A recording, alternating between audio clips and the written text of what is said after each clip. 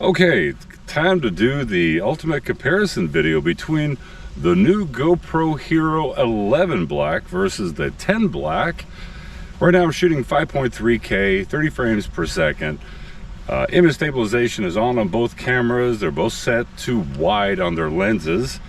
And we're just gonna see how the image quality looks, because I'm gonna kind of go back and forth between the two cameras for audio samples, just so you can hear the difference. So quick little audio test, 1, 2, 3, 4, 5 on the 10, 1, 2, 3, 4, 5 on the 11. And now since we're talking about the two cameras, we're gonna talk about the megapixels between the two. The 10 is at 23 megapixels, the 11 is at 27 megapixels with its new sensor.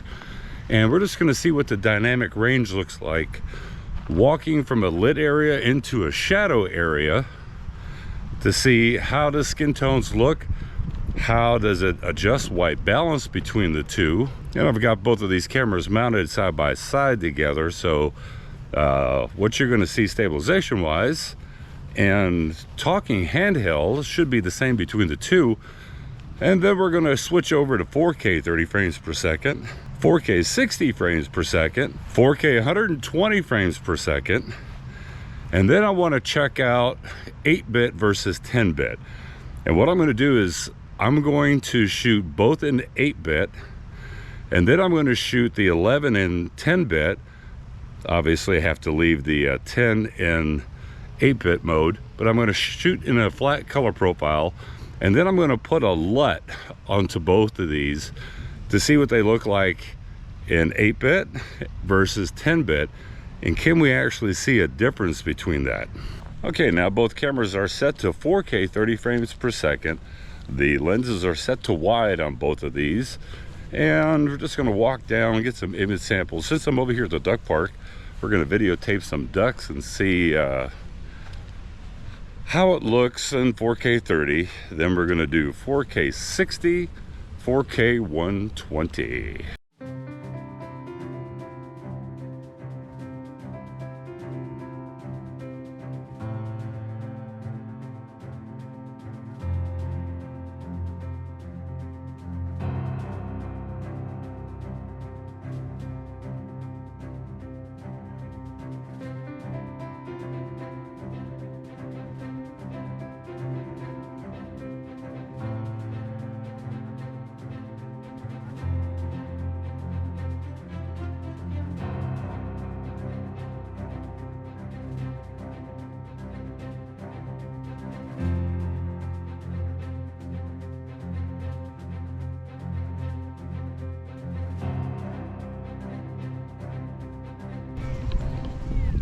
Okay, so now I've got the GoPro Hero 10 4K 60 at hyper or super view, and then the GoPro Hero 11 Black 4K 60 in hyper view.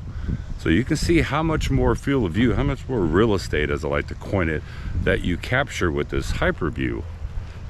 Okay, back to 4K 30 both of these cameras. And a lot of people may say, you know what, I don't need 5K, and I can appreciate that, because 5K can be taxing on your computer.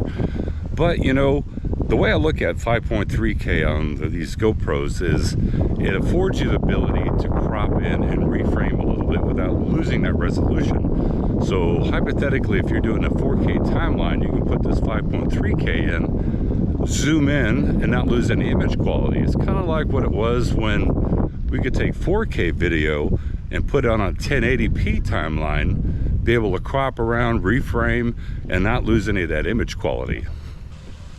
All right, this is 5.3K, 30 frames per second, flat color profile, both cameras set to 8-bit.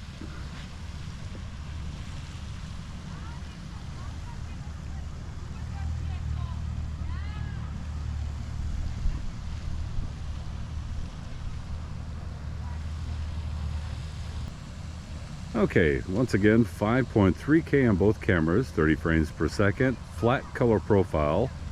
The GoPro Hero 10 at 8-bit, GoPro Hero 11 at 10-bit.